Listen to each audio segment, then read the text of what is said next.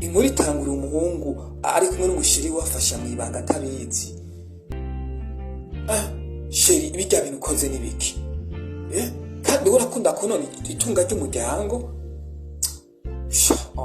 Reka no we zana ayo mahera uramuzi mumfa gutora ibyo mutora kandi nimwe mwibabaga yo ihangana ni kwameze. Nibyo murimo sawa. Umukobwa carinjira mu modoka bari kumwe n'umugabo wiwe. Reka ndakwereke abakobwa bundi abazi bakunda kwiba abagabo arazi yo twahuriye none ibintu basigayemo jewe nagiye reka shiremwe uburozi muri aya mazi ndamushire anywa capfa ntari umugabo urabona kandi abakobwa b'iyi minsi ntiyatari none ibintu basigayemo none n'ubu baracari mu biki kangene ndakwereke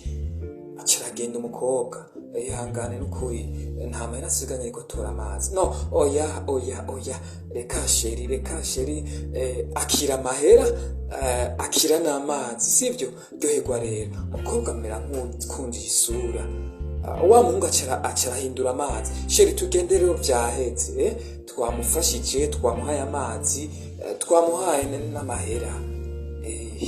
asigara aryohera umukobwa bace bagenda bicara ahantu sheri amazi ngayo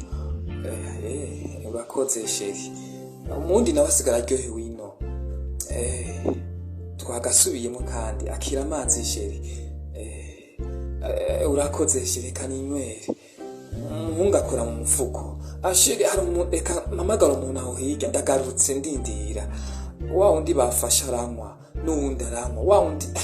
ibintu nywe n'ibiki n'uburozi cyane umukobwa carapfa carahenuka bwa burozi yari yahaye wa wundi niwe uwikiye kunywa kumbe wa muhungu yarabibonye umukobwa arapfa